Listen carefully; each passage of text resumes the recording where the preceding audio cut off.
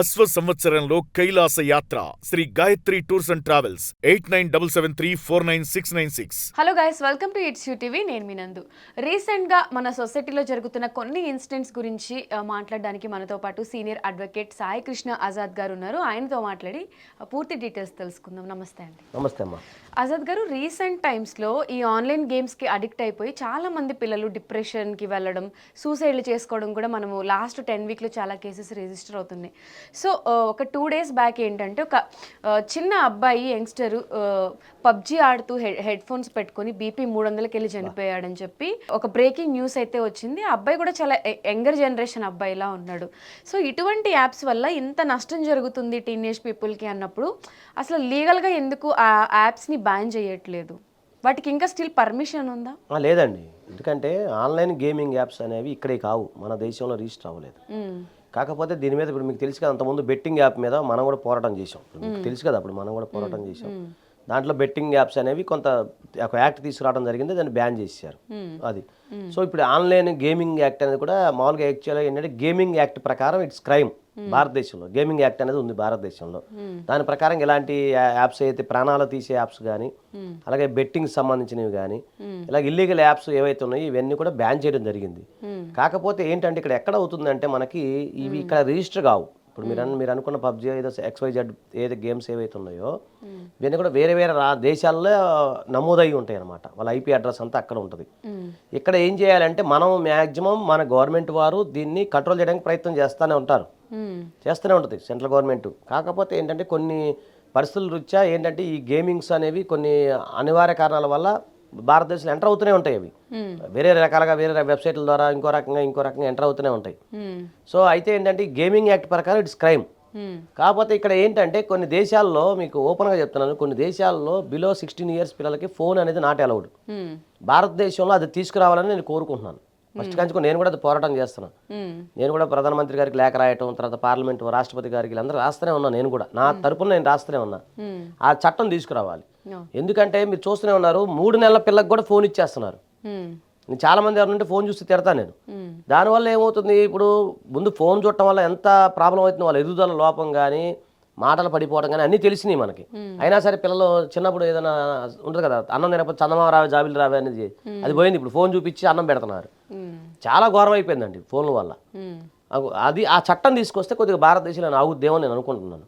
ఇప్పుడు మీరు చెప్పింది కూడా ఒక చిన్న బాబు. అవును. సో ఇదేంటంటే ఈ పబ్జీ గేమ్ అనేది ఒక ఎడిక్ట్. ఇవన్నీ పబ్జీ బ్యాన్ చేస్తే ఫ్రీ ఫైర్ అని చెప్పి అదొకటి ఆడుతున్నారు. ఇప్పుడు లోకల్ అంటే ఇప్పుడు లీగల్ గా కూడా గవర్నమెంట్ నుంచి పోలీస్ డిపార్ట్మెంట్ వాళ్ళు ఆ యాప్స్ ని బ్యాన్ చేయడం, సైబర్ సెక్యూరిటీస్ ఇవన్నీ ఉంటాయి కదా, ఇవన్నీ ఉన్నప్పుడు కూడా ఆడడానికి ఎలా అది అవైలబుల్ గా దొరుకుతుంది? అంటే మీకు చెప్పాలంటే కొన్నిది బ్యాన్ చేయలేరండి. ఇప్పుడు పాన్ వీడియోస్ ఉన్నాయి, ఆ వెబ్సైట్లన్నీ బ్యాన్ అయినాయి. కాకపోతే వాళ్ళు ఇంకో రకంగా .com .geo ఏదో మళ్ళీ అదే పేరు ఉంటుంది, పేరు మారుస్తారు, సేమ్ అయ్యే వదులుతారు. సో దాన్ని ఎన్ననే ఆపగలుగుతారు? కొన్ని లక్షల వెబ్సైట్లని ఎంతవరకు గవర్నమెంట్ కంట్రోల్ చేయగలుగుతుంది? అదొకట. ఇంకొకటి ఏంటంటే అది మన భారతదేశంలో ఉన్నది కాదు కదా, ఆపరేటింగ్ ఇక్కడ నుంచి కాదు కదా. ఇప్పుడు కరేబియన్ కంట్రీస్ నుంచి ఏదో మొన్నటిదాకా ఒక ఆయన ఆపరేట్ చేశాడు. ఇలా కొన్ని VPNలు ఉంటాయి, అవన్నీ ఉంటాయి. అవి టెక్నాలజీ పరంగా మారుతూ ఉంటాయి, సైబర్ సెక్యూరిటీ వాళ్ళు. ఇప్పుడు ఇవన్నీ ఆపాలి అంటే మనలో చైతన్యం రావాలి. ఫస్ట్ ఆఫ్ ఆల్ మనం పిల్లలకు ఫోన్ ఇవ్వకూడదు. ఫస్ట్ ఇప్పుడు ఎవరినో గవర్నమెంట్ నిందించడం కంటే మన దగ్గర పిల్లలకు ఫోన్ ఇవ్వకుండా వాళ్ళకి అలాంటి ఆన్లైన్ గేమ్స్ కానీ వీటి గురించి ఎక్స్ప్లెయిన్ చేసి వద్దురా నాయన చదువుకోరా అని చెప్పి చెప్తున్నా. మనది కూడా బాధ్యత ఉంటుంది కదా. ఇప్పుడు 2 విషయాలు చెప్తాం మేడం. ఒకటే, ఇప్పుడు ఆ పిల్లోడి విషయం మాట్లాడుకుందాము. ఆ పిల్లోడి ఫోన్ ఎక్కడి నుంచి వస్తుంది? ఆ ఫోన్లో మీరు అన్నట్టు ఆ ఫోన్లో రీఛార్జ్ ఉంటుంది కదా, ఇంటర్నెట్ ఎక్కడి నుంచి వస్తుంది? ఇవన్నీ ఎలా వస్తాయి? ఆ సోర్సెస్ చూసుకోవాలి కదా. పిల్లోడు అయితే ఎర్నర్ కాదు కదా. సో ఇవన్నీ ఏంటంటే ముందు మనము పేరెంటింగ్ అనేది కరెక్ట్ పేరెంటింగ్ ఉండాలి. అప్పుడు పిల్లలకి చదువుకునే వయసులో గేమ్స్తో ఎందుకుని అంత టెన్షన్ పడాల్సిన అవసరం ఏముంది? ఒక అబ్బాయి మీకు ఇది మీరు చెప్తున్నారు బీపీ పెరిగిపోయి నరాలు చిట్లిపోయి చనిపోయారని చెప్పేసి. మీరు కొన్ని ఏరియాలో చూస్తే ఉన్నారు, కొన్ని హాస్పిటల్స్ ఉంటాయి కదా, ESI హాస్పిటల్ ఉంది కదా, మెంటల్ హాస్పిటల్, అలాంటి హాస్పిటల్కి వెళ్తే చిన్న పిల్లలు వీడియో గేమ్స్ ఆడుకున్న పిల్లలు చాలా మంది ఉంటారు అక్కడ. పిచ్చి పట్టి గోక్కుంటా ఇట్ట గేమ్ ఆడేవాళ్ళు చాలా మంది ఉంటారు. అట్లా అక్కడ ఎడిక్ట్ అయిపోయిన వాళ్ళు ఉంటారు. కొంతమంది ఫోన్ కూడా ఎడిక్ట్ అయిపోతుంటాం మనం కూడా. దాన్ని ఫోన్ కూడా అది ఎలా ఉంటుందంటే ఫోన్ లేకపోతే బతకలేని స్థితిలోకి మనం వచ్చేసాం. చూడకపోతే ఒక 2 దాకా 3 దాకా ఫోన్లు చూసుకుంటున్నారు. అంతెందుకు మేడం, విలేజ్ పీపుల్, నేను చెప్తాను, విలేజ్ పీపుల్ మేము యాక్చువల్గా 8:30 9 పడుకుంటాం. అసలు 7 పడుకుంటాను నేనైతే. అలాంటిది విలేజ్లో కూడా నైట్ 1 గంట 2 దాకా వీడియోలు చూసుకుంటా, ఈ గేమ్స్ ఆడుకుంటా 2 3 పడుకుంటున్నారు. ఎక్కడికి వెళ్ళిపోతుందండి మన కల్చరు? అయితే ఇదేంటండి మరి దీనికి చట్టాలు ఏమున్నాయి? చెప్పే కదా, గేమింగ్ యాక్ట్ ఉంది. ఎవరి మీద పెట్టాలి? నిర్వాహకుల మీద పెట్టాలి. వాళ్ళు ఎక్కడ ఉంటారు? వేరే దేశంలో ఉంటారు. వాళ్ళ మీద ఎట్లా చట్టపరంగా చర్యలు తీసుకోగలుగుతాం? ఒకవేళ తీసుకున్నాము అనుకో, దానికి అతను ఎలా బాధ్యులు అవుతాడు అంటాడు అతను. అది ఇవన్నీ ఉంటాయి. అందుకని మనలో మార్పు రావాలి ఫస్ట్. తర్వాత గవర్నమెంట్ వాళ్ళు వాళ్ళ ప్రయత్నాలు అది చేస్తూనే ఉంటారు. ప్రయత్నం చేయకపోవడం అనేది ఏమి ఉండదు.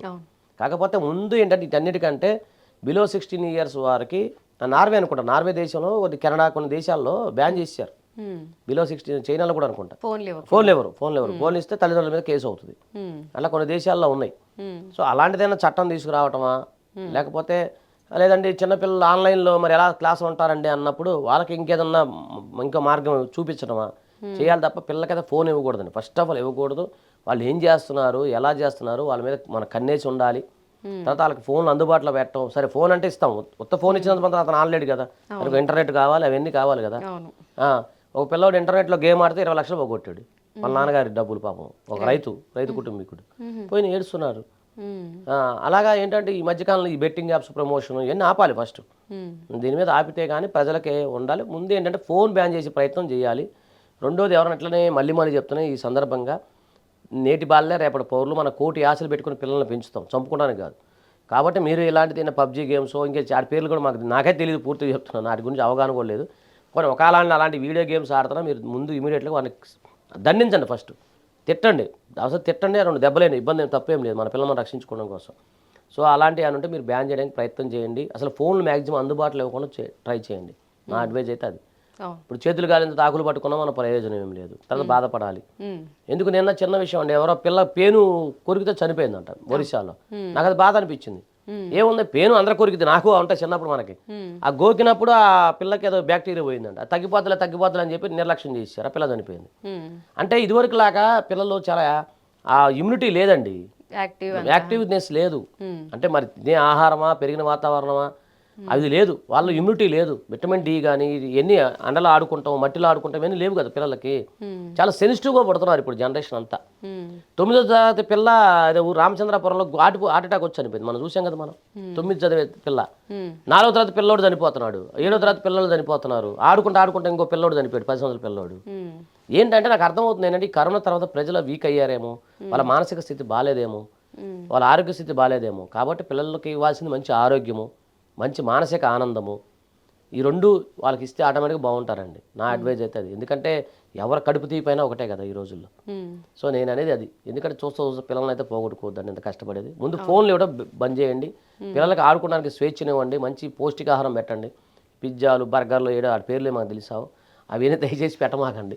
సద్దన్నం పెట్టండి సింపుల్గా, నేను అదే కోరుకుంటా. మా ఇంట్లో నేను తినేది అదే, మా వాళ్ళు తినేది అదే. సద్దన్నం గొడ్డుకారం తింటాం మేము, అదే తినమని చెప్తున్నాం. B12 అన్నిట్లో. ఇంకోటి తెలుసా మీకు, యాంటీ డిప్రెషన్కి పోవాలంటే మీరు వేడి అన్నంలో కారం వేసుకుని తినాలి. డిప్రెషన్ పోవాలంటే పచ్చిమిరకాయలు తినాలి. పచ్చిమిర్చి తింటే ఆటోమేటిక్ పోతుంది. ఇవన్నీ తెలుసుకోవాలి. ఇవన్నీ మన జీవితం, మన ఆరోగ్యం మన చేతిలో ఉంటుంది. అది వాస్తవం. కానీ ఎట్లా కూడా చూసుకోండి మీరు. అది చిన్న సలహా అంతే. సో ఏది ఏమైనా కూడా పిల్లలకి ఫోన్ ఇవ్వకుండా ఉంటే వాళ్ళ ఆర్డర్ కాబట్టి సెకండ్ ఆప్షన్ 100% కదా మేడం. మన చిన్నప్పుడు ఫోన్లు ఎక్కడ.